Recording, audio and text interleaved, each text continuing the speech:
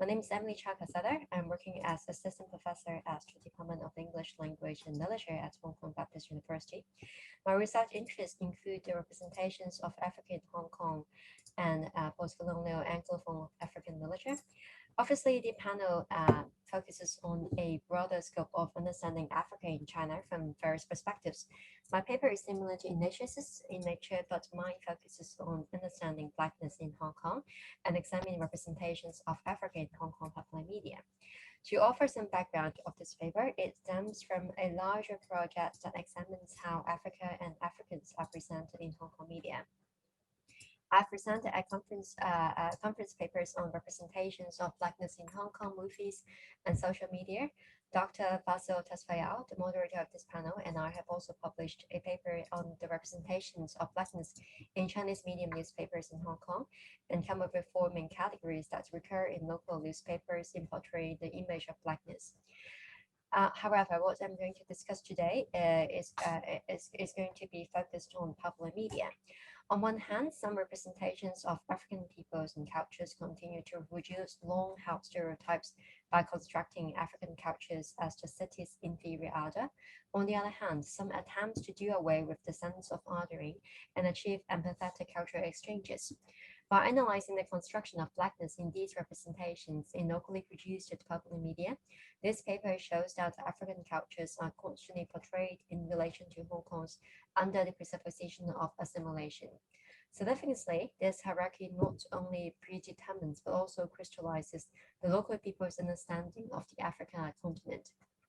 I will end the presentation by offering a glimpse of how these representations incur ideologies in defining Africa. To begin with, I would like to first define Blackness. The term Blackness used in this paper is referred to the African continent, African cultures, and people of African descent in general.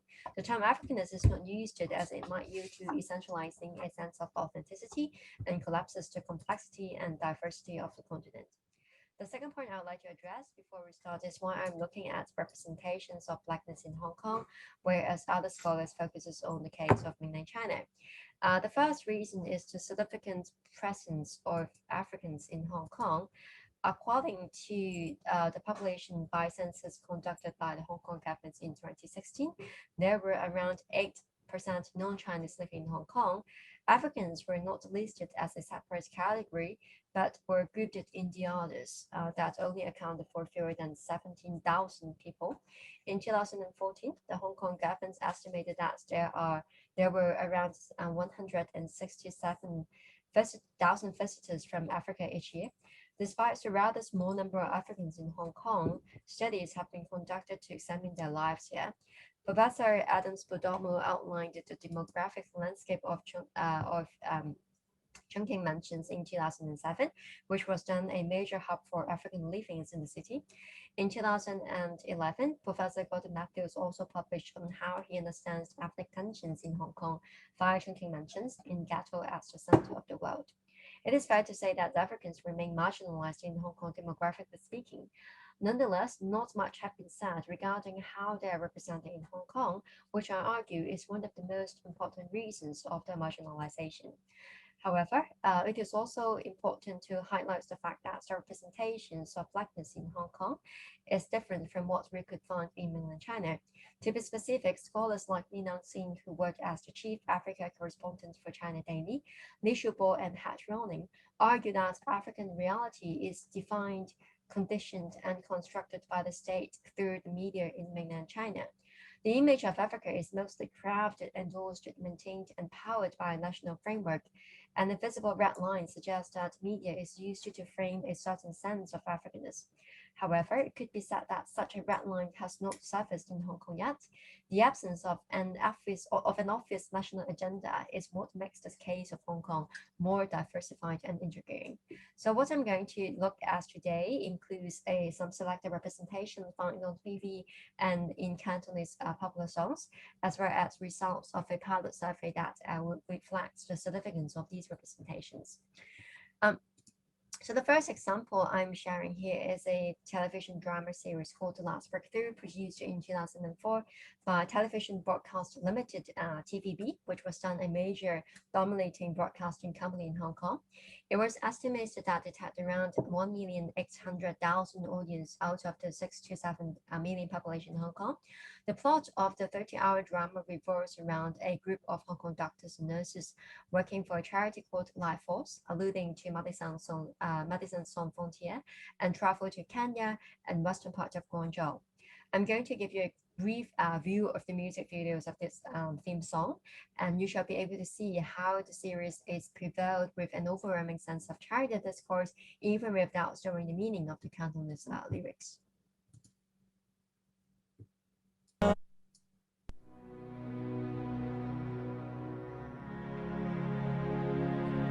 如深呼吸貼近天空愛的心，從天災之時，在人夢裏飛行，願星光中照亮傾出愛的心，微風中燒着，願隨互愛精神，心相近。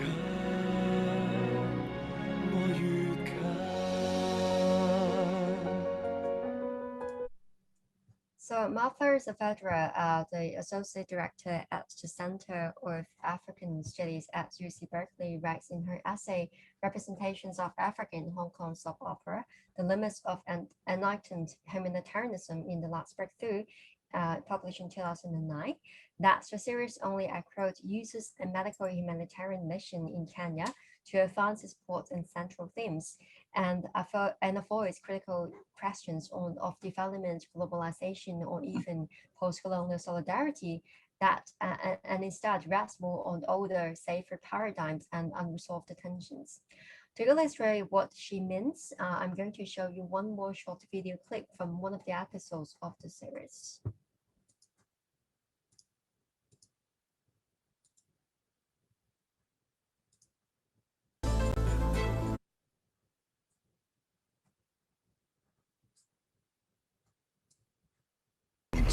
Wait! Easy. I'm doctor. Usiogope. Sisi ni Life Force. Tumekuja kuwasaidia.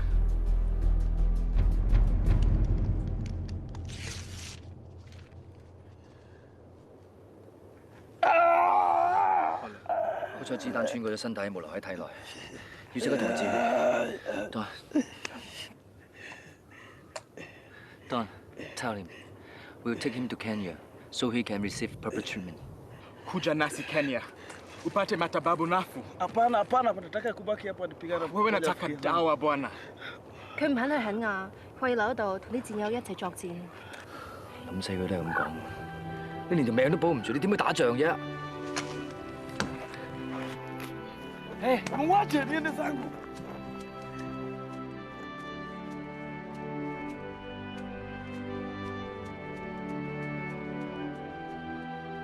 咁樣走咗去，我想送死。我哋要做嘅嘢已經做晒㗎啦，係佢自己選擇嘅。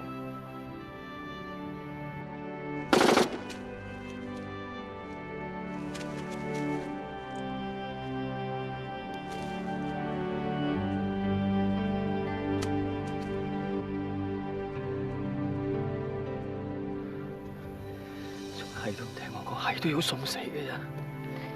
身處戰爭當中嘅人，佢哋嘅價值觀同我哋好唔同㗎。我明嘅，冇事。喺呢啲戰亂地方，性命可以好堅強，亦都可以好脆弱。我哋仲有好多嘢做，走啦。 So although the series is not dubbed and has no English subtitle, the plot is rather clear. The volunteer doctors from Hong Kong try to help some wounded soldiers at the border of South Sudan. When they find that their effort is in vain because the soldiers' duty to fight outweigh their lives, they quickly came to the conclusion that in war-torn countries, there are simply matters that are beyond understanding, even without having any exchanges with their Kenyan colleagues standing behind them. Savandra is therefore insightful in pointing out that the Kenya and the Sudan context serves nothing more than a backdrop for the Hong Kong doctors taking up the white man's burden. Importantly, The Last Breakthrough has never been regarded as merely a soap opera, but one of the major productions of TVB of that year, as the entire crew was brought to Kenya. In that sense, the influence and legacy is indeed much larger and broader than what Savandra suggests in classifying it as a soap opera. Significantly, after The Last Breakthrough, nothing similar has been produced on television probably because of the budgeting issue. Rather, there are more documentaries produced about Africa. For example, Full TV, an emerging broadcasting company in Hong Kong, produced a travel documentary called 404 Countries Not Found in 2016, visiting 5 countries that are not recognized by most countries in the world, one of which is Somaliland. Unlike The Last Breakthrough, this documentary did invite scholars to international studies to involve the political and historical complexity of these places, and the host also tried to initiate some insightful discussion with the interviewees on issues such as national and ethnic identity. However, there are also some casual comments that fuel stereotypes of Africa. For example, at one point, one of the hosts say this is surprising that this, referring to the restaurant owner's phone, is a smartphone. Produced in 2014, RTHK Radio Television Hong Kong also produced a documentary series called Hong Kong My Home that focuses on the lives of ethnic minorities in Hong Kong.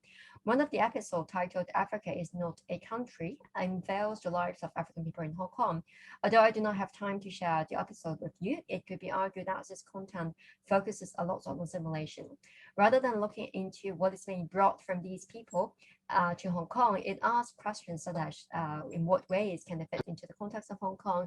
Is it through their work or assimilation of their cultures? So at this point, what we can see by far is that troops on character discourse and the order are waiting to be assimilated dominates the representations of Blackness on television. And the last example I'm going to share with you are 2 Canton pop songs by Beyond, a rock band that was active in the 80s and 90s and remained one of the most influential bands in Hong Kong. The band produced 2 songs that are directly relevant to Africa. The first one is Amali in 1991, portraying the plight of war-ravaged Africa in general and yearn for world peace. The band visited Kenya to film the music video and included a few Kiswahili phrases in the lyrics. It is obvious that the song lends itself to character discourse. In fact, it is not difficult to read it as a parallel to Michael Jackson's We Are the World, produced in 1985. However, the second song here, Glorious Years, is indeed more interesting. The song was written when Nelson Mandela was just released. Rather than celebrating the deeds of Mandela in a straightforward manner, the song portrays the sense of loneliness and Mandela undergoes and the sacrifices that he made. The song was a hit when it was released, but what makes this case more interesting is how it was revived during the umbrella movement in 2014 and the anti-extradition protest in 2019 in Hong Kong. The line holding fast to freedom in the wind and rain appeared in almost every single major demonstrations to appeal to a sense of solidarity among the participants. Of course, not every single participant in the movement is aware of the origin of the song, but much attention were given to Sudan in 2019 when it was also undergoing social unrest while Hong Kong was at the height of the protest against the extradition law to China. A lot of articles and discussions that look into the case of Sudan could also be found on major newspapers and social media during that time. However, the agenda is still similar to the revival of Glorious Year in social movements. We are now able to and willing to have more understanding of the African continent and its cultures because we share a similar fate. Apart from identifying and analyzing trips of representation of Blackness found in these examples, I remain curious of how the local receive all these images, or in other words, to what extent have these images consciously or unconsciously defined the way the local perceive Blackness and racism. To understand this, I have done a small-scale a pilot survey on how blackness and racism is being understood in Hong Kong. In the survey, I specifically target the general public to focus on people who are not in the field of academia, especially in humanities. Almost 80% of them are aged between 26 to 45, the group who are already parents or stand a high chance of being a parent. Nearly 90% were born in Hong Kong or have been in Hong Kong for more than 16 years. Nearly 70% of them have completed bachelor's degree or above. Here, I picked two exemplary answers to share with you. The first question focuses on Dali, a brand formerly known as Ducky, as we all know, and is still referred to as black man toothpaste in Chinese. I believe the discussion of the use of blackface of this brand is not new to us. And but what is surprising is only 37% of the people being interviewed being asked agree or strongly agree that the image used by the brand is racist. The other example is an online merchant on Facebook advertising is hand warmer that comes with an quote-unquote African edition. Some of its intriguing captions are, we also have black guy version for you to choose, but some of them are sponsored by African boys, and therefore their fingers are thinner. And the last one is, once you go black, you never go back. However, again, it is clear what troops the merchant relies on in promoting these gloves, but only 51.8% of people being interviewed agree or strongly agree that these images are racist. Although the examples are included in the pilot survey are found on social media, it is fair to say that the bar, the inferiors set for racist representation is a bit high. In fact, as mentioned, the majority who participated in the pilot survey are aged between 26 to 45 and our thoughts have been exposed to various representations of blackness since the 90s. What is more worrying is that if some of them, being parents or will soon be parents, legitimize such racist representations, what are we going to see in the next few decades? Of course, apart from social media, apart from popular media, we cannot rule out some root causes found in education and the lack of cultural exposure in fortifying these representations. Li Qingming and Mo Kam Yi even argue that there is a sense of Hong Kong Chinese Orientalism built on a white, yellow-black hierarchy inherited from the colonial period. However, before ending the paper, I would like to emphasize that none of us should rely on colonial agency as an excuse of such trips to exist in Hong Kong media. The lack of a clear binary opposite of black versus right gives room for excuses such as we are not as horrible as the United States and come to the conclusion that we are not racist.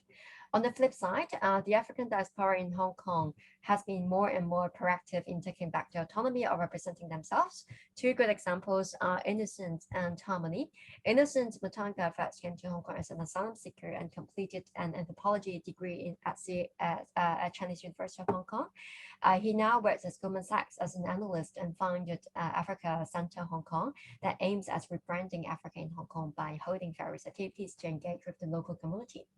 Harmony and Marie Ilunga also came to Hong Kong as an asylum seeker with her family. Frustrated with the typical beauty standard in Hong Kong, she started her own modeling agency, Harmony in Hong Kong, that welcomes models of all sizes, of all skin tones and sizes. Innocence and Harmony are two great examples who succeed in transcending not only the identity of being Black refugee in Hong Kong, but also the narratives that collapse the complexity of Africa. Nonetheless, the experiences and insights still contained among certain groups of people in Hong Kong. To this end, what I've discussed cannot be elaborated further because of the limitation of time, especially the pilot survey. But to be brief, the way how popular media operates in Hong Kong is slightly different from that of mainland China because of the absence of a dominating national framework. With the absence of a red line or a national discourse in portraying Africa, how do we depart from tropes of charity and assimilation discourse in order to orientate ourselves towards the intersectional, racial, and ethnic space in Hong Kong that interweaves China, the West, and Africa as an important agenda we need to consider? So that's all I would like to share today. Thank you very much for listening.